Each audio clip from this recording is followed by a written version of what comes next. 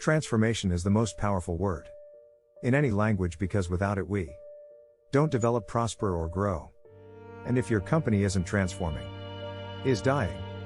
And the best way to control the future is to invent it. My life's work has been focused on creating innovative companies by building high-performance teams to challenge the status quo and empowering them to pursue opportunities and accomplish things they never imagined possible. I believe the team with the best people wins. And that diversity of thought is the catalyst for genius. Change is rarely easy. So when you set out to achieve transformational change of that magnitude, I found trust is the essential element. Whether it was in the 1980s growing GMF, in the largest manufacturer of industrial robots even to this day, or in the 1990s when Rasmus break through mechanical design software forever changed the way engineers work, or 20 years ago when a Reeve invented B2B e-commerce to move business at light speed and whose network transacts $3.7 trillion per year, more than Amazon, eBay, and Alibaba combined. I've certainly learned that whenever you're starting companies from scratch, people have to trust you. They have to trust your product, they have to trust your processes, and they have to trust your company. What's the life lesson like? What's the thing you'd want anyone who's kind of grown up right now to really hear from you? I've been doing transformations my whole life, right?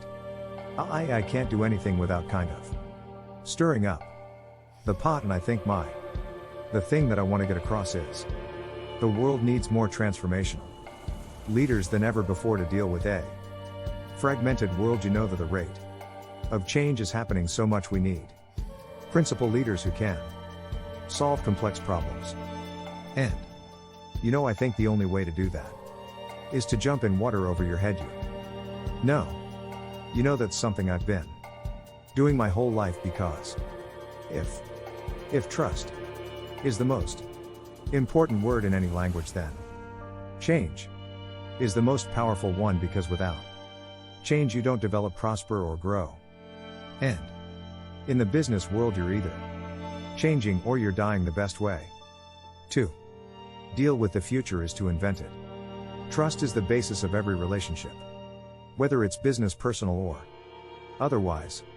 And you partner with people you trust. You do business with people you trust. You buy from people you trust. And you love people you trust. And so it all boils down to trust. And if you think about it, what's your most valuable asset? If you're starting a company, well, to trusted relationships. So what's one of the most important skills? It's building trust. And everything in the business world is divided by time, so the most important skill is how fast can you build trust. So for those who are, student, young professional thinking, okay, I buy into this idea of trust, but how do I do? Like on a Wednesday, how do I start to build trust? I show up to work tomorrow. What do I do to build trust? Like, what does that actually look like? Yeah, first of all, you got to trust yourself. And that's because you can't trust anybody else unless you trust yourself. And I found a way to build that trust is keep jumping in water over your head. You go into a new environment, go into a new company, something like that. So how do you build drives? Well, you do it one-on-one. And so the question is, can you build trust at a lodge? Can you do it at a dinner? And what I found, one of the things that works is you can't be afraid to be vulnerable.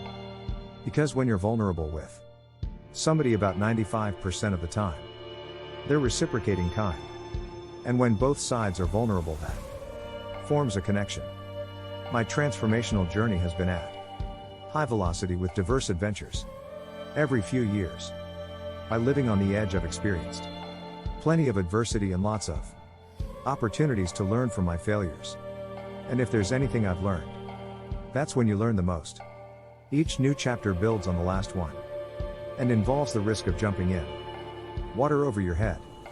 After a while, that adrenaline rush becomes so addicting that I can't imagine my life without it. I call it scary fun.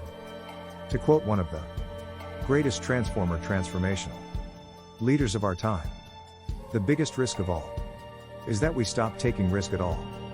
You know, I've had the good fortune of living the American dream.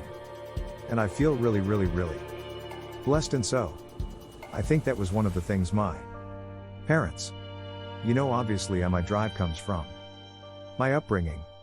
And it's about paying it forward and giving it back. And so if you look at the things, whether it's what I did in higher education or in the business world or in public service, it's all about that next generation. If you ask me, okay, so what would be your big legacy you want to leave behind? I think back of what my dad would always say about father. He goes, you never know if you're a good father until you see your children's children. So I would say, it's all about my mentees. You never know if you're a good leader until you see your mentees, because you're teaching them how to cascade that down. And I've had some great manners in my life. There's a genealogy out here in Silicon Valley, because this stuff's not written in a book, right? So you learn from the previous guy. My mom would always say the best way to learn is open other people's experience. You would always say the best way to learn is from your mistakes. You go learn from other people's mistakes. You have time enough to make your own right. You